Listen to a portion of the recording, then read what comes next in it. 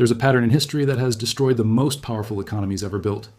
In 1588, Spain controlled the world's largest empire, flooded Europe with silver, and still defaulted on its debt for the fourth time.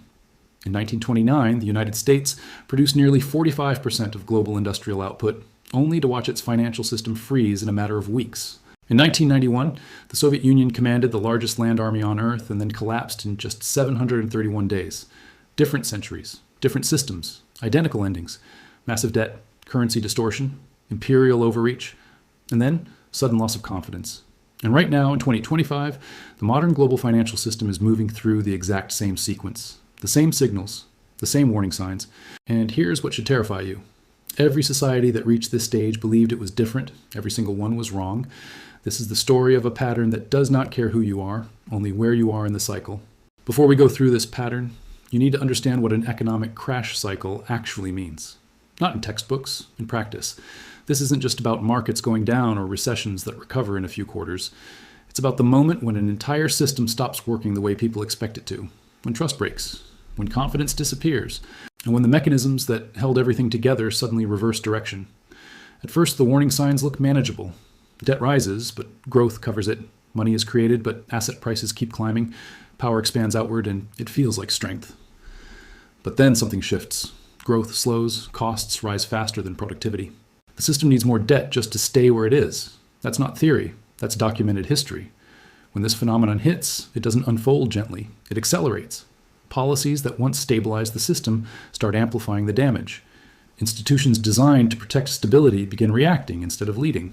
And by the time the public understands what's happening, the critical decisions have already been made. This isn't about ideology or politics. It's about arithmetic. It's about timelines. It's about cause and effect playing out over decades and then compressing into years, sometimes months. That's what happened to Spain. That's what happened to Britain. That's what happened to the Soviet Union. Different structures, same mechanics. Let me show you how this sequence unfolded before, step by step, and why the same forces are lining up again.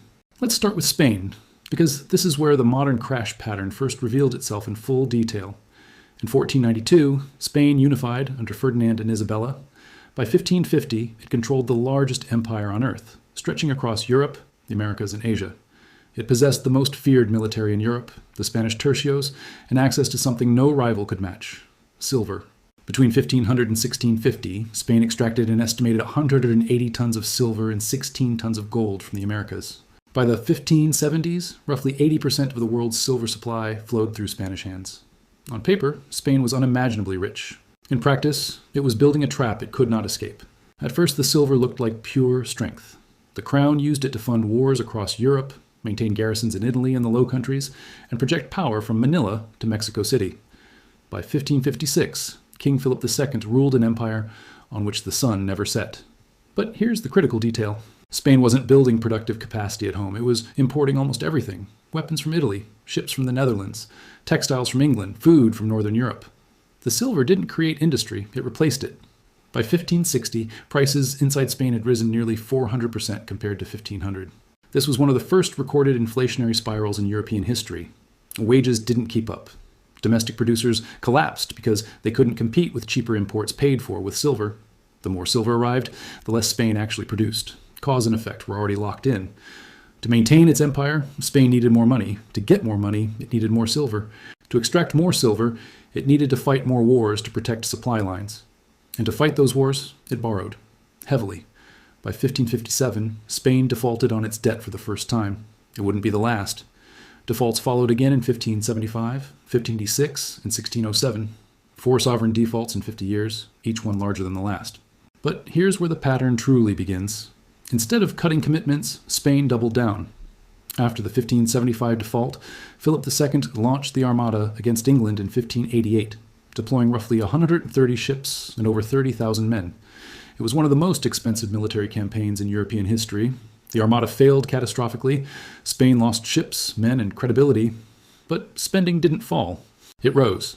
By 1600, over 40% of Spanish state revenue went directly to servicing debt. Not to infrastructure, not to industry, just interest. Genoese bankers effectively controlled Spanish finances. When silver shipments were delayed by storms or piracy, the entire fiscal system seized up. The empire's survival depended on monthly arrivals of metal from across the Atlantic. That is not resilience. That is fragility. And then the external shock arrived. By the 1620s, silver production from Potosi began declining. The richest veins were depleted. Output fell by nearly 30% between 1620 and 1640. At the same time, Spain was fighting simultaneous wars in the Netherlands, France, Portugal, and against the Ottoman Empire. Costs surged, revenue fell, the math broke. In 1640, Portugal revolted and broke away.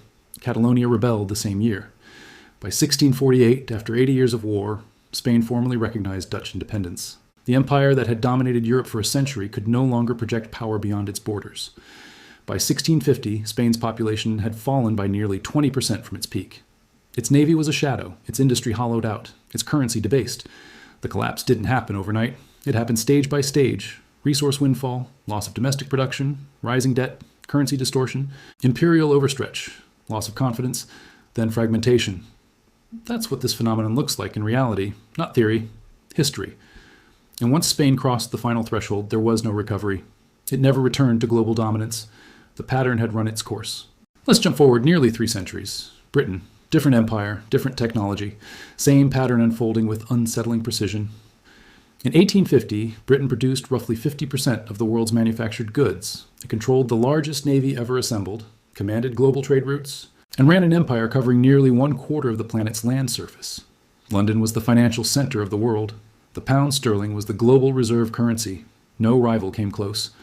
At first, Britain's dominance looked permanent. Industrial output surged through the mid-1800s.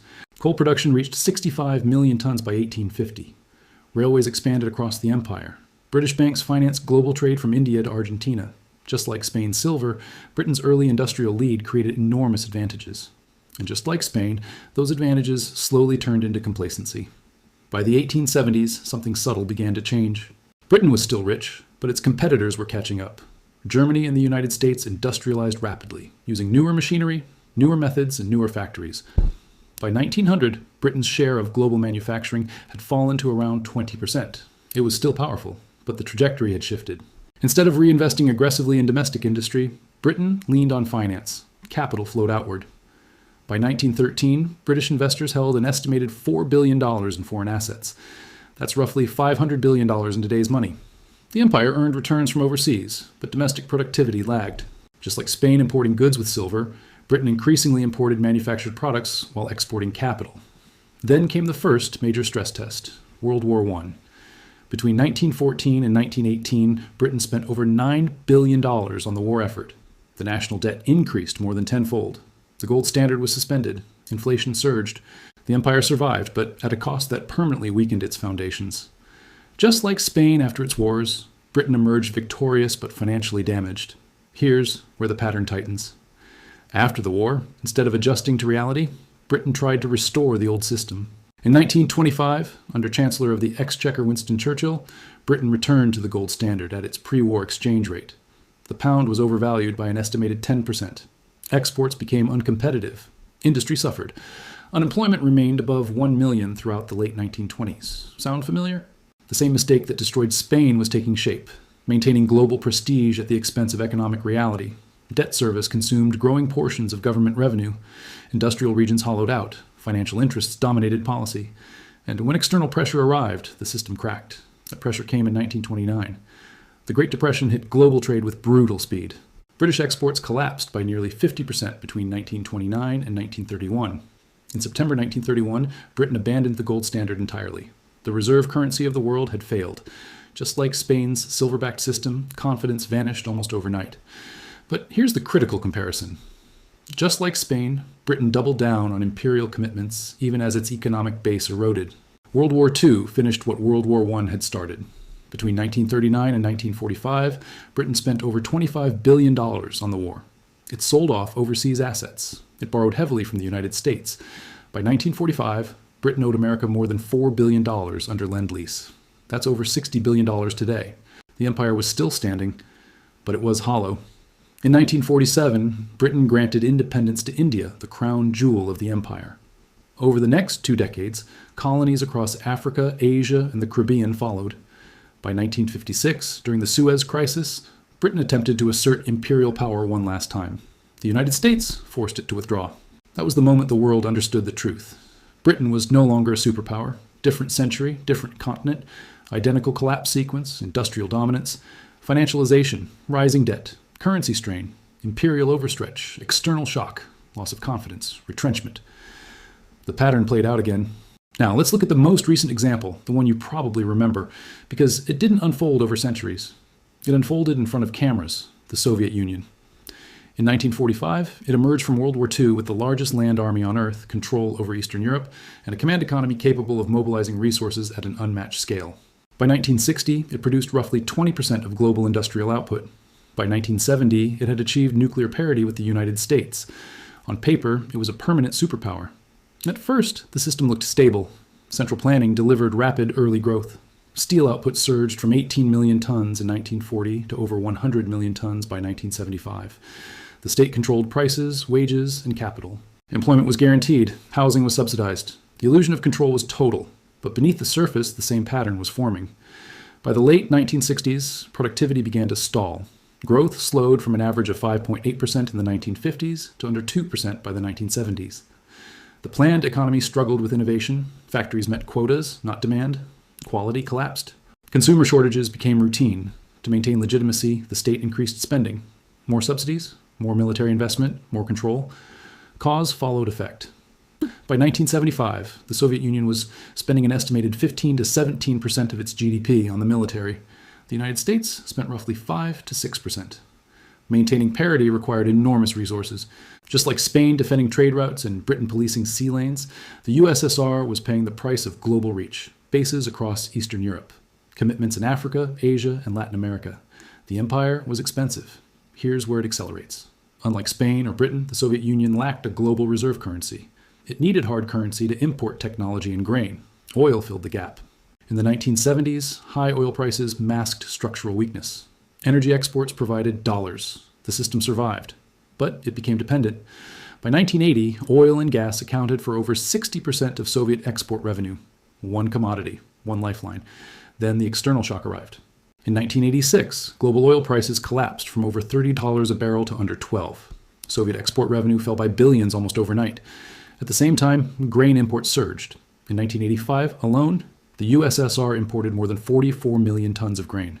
The math broke. Debt rose. Reserves fell. Confidence inside the system cracked.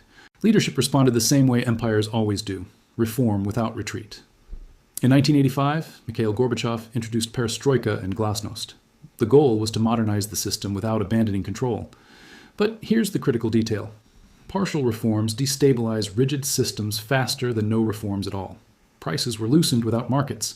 Information flowed without accountability. Authority eroded. By 1989, Eastern European satellite states began breaking away. Poland held semi-free elections in June. The Berlin Wall fell in November. Soviet troops did not intervene. The cost of control had become too high. Just like Britain after World War II, the center could no longer afford the periphery. Then the collapse compressed. In 1990, Soviet GDP contracted by roughly 3%. In 1991, it fell by more than 10%. Inflation exploded as price controls failed. Store shelves emptied. In August 1991, a failed coup attempt by hardliners shattered what remained of central authority. By December 26, 1991, the Soviet Union officially dissolved, from superpower to non-existence in 731 days. That's the number that matters. Spain took a century, Britain took decades. The Soviet Union collapsed in 2 years. Same sequence, faster timeline, greater speed. And here's what should really concern you: the acceleration. Each iteration of the pattern moves faster than the last. Complexity increases. Financial systems tighten. Interdependence grows. When confidence breaks, it doesn't leak out, it drains. 3 times, 3 empires, 3 complete collapses, all following the exact same sequence. Different ideologies, different technologies, same arithmetic. The pattern doesn't slow down, it speeds up. And here's what should terrify you. The modern global system, centered on the United States and the dollar-based financial order, is following the exact same pattern. Stage by stage, not approximately, precisely. Stage 1 is dominance through productivity and innovation. After 1945, the United States produced nearly 50% of global industrial output. In 1950, it held over 70% of the world's gold reserves. The dollar became the reserve currency under Bretton Woods in 1944. Global trade, energy pricing, and finance ran through Washington and New York. Check. Stage 2 is financialization, replacing production. By the 1980s, manufacturing began moving offshore. In 1979, manufacturing accounted for roughly 22% of US GDP. By 2024, it's under 11%. Finance, insurance, and real estate dominate. Wall Street grew while industrial capacity shrank. Just like Britain after 1870. Just like Spain after silver. Check. Stage 3 is debt masking decline. In 1980, total US federal debt was under $1 trillion. By 2000, it was $5.6 trillion. By 2010, $13.5 trillion. By December 2024, it crossed $34 trillion. That's over 120% of GDP, and that number excludes unfunded liabilities. Debt isn't funding growth anymore, it's funding maintenance. Check. Stage 4 is currency distortion. Since 2008, the Federal Reserve has expanded its balance sheet from under $900 billion to over $8.5 trillion at its peak in 2022. Trillions created to stabilize markets. Asset prices surged. Inequality widened. Productivity did not. This isn't stimulus, it's dependency, just like Spain's silver shipments. Check. Stage 5 is imperial overstretch. The United States maintains roughly 750 military bases in more than 80 countries. In 2001, defense spending was $304 billion. In 2024, it exceeded $886 billion. That's more than the next 10 countries combined. Afghanistan lasted 20 years and ended in August 2021 with a chaotic withdrawal. Iraq, Syria, Ukraine funding, Indo-Pacific commitments. The cost of global control keeps rising. Check. Stage 6 is loss of confidence at the margins. In 2000, the dollar accounted for about 72% of global foreign exchange reserves. By 2023, that number had fallen below 59%. BRICS expansion. Bilateral trade in local currencies. China settling energy trades in yuan. Saudi Arabia signaling openness to non-dollar pricing in 2023. These aren't collapses. They're early fractures. Just like Spain's delayed silver fleets. Just like Britain in 1931. Check. Stage 7 is internal strain, political paralysis, social fragmentation. By 2024, U.S. interest payments on debt exceeded $1 trillion annually, surpassing defense spending. That's money producing nothing. At the same time, real wages for the bottom half of earners have barely grown since 2000 when adjusted for inflation. Asset holders gained, workers didn't. That gap destabilizes societies. Every time. Check. We're not approaching the pattern. We're deep inside it. Based on the historical sequence, we're currently between the late financialization stage and early confidence loss stage. Spain entered this phase around 1600, Britain around 1925, the Soviet Union around 1986. What came next was rapid compression. Stage 8, historically, is forced adjustment, currency crisis, debt restructuring, sudden austerity or sudden inflation, sometimes both. Stage 9 is retrenchment, pulling back commitments, selling assets, redefining power. Stage 10 is fragmentation, where the system that existed no longer does. The timeline is the unknown. Spain took decades. Britain took about 30 years. The Soviet Union took 731 days. Complexity accelerates collapse. Financial speed accelerates contagion. Today, trillions move in milliseconds. When this hits, it won't feel academic. Your currency purchasing power changes. Your savings behave differently. Your job security shifts. Imports cost more. Credit tightens. The system you planned your life around stops behaving the way it always did. This isn't prediction. It's pattern recognition. The pattern says what comes next depends on how denial ends, gradually or suddenly. 3 times this pattern unfolded in full view of history. Spain in the 17th century, Britain in the 20th, the Soviet Union at the end of the Cold War. Each believed its power was permanent. Each believed its system was unique. Each believed the rules no longer applied to them. They were wrong, every single time. The pattern says empires don't collapse because they lose battles. They collapse because the math turns against them, because debt grows faster than productivity, because currency manipulation replaces real growth, because commitments expand while the economic base shrinks. Every empire learns the same lesson. They just learn it too late. We're telling ourselves the same stories right now. That debt doesn't matter because we issue the reserve currency. That technology will save us before the bill comes due. That this time is different. But the pattern doesn't care about confidence. It doesn't care about ideology. It doesn't care about exceptionalism. The pattern is mathematical. You cannot expand obligations faster than income forever. You cannot print purchasing power without consequences. You cannot maintain global dominance once the cost of control exceeds the return. And you cannot exit this sequence cleanly once you've passed the final thresholds. Maybe we have 10 years, maybe 5, maybe less. Since 2020, every stage has accelerated. Debt growth, monetary expansion, political paralysis, external pressure. The compression phase always comes last. And when it arrives faster than anyone expects. Maybe there's a way out. Maybe the modern system can adjust without breaking. Maybe it really is different this time. History is filled with people who believe that. But the pattern says otherwise. The The math says otherwise. And history says that when denial ends, reality takes over. If understanding where we actually are in the sequence changed how you see the world, pay attention to what comes next. Because when the next stage arrives, the explanations will come after the consequences, not before. The answers aren't hiding in the future. They're written in the past. In the ruins of empires that thought they had escaped the cycle, and history has never missed yet,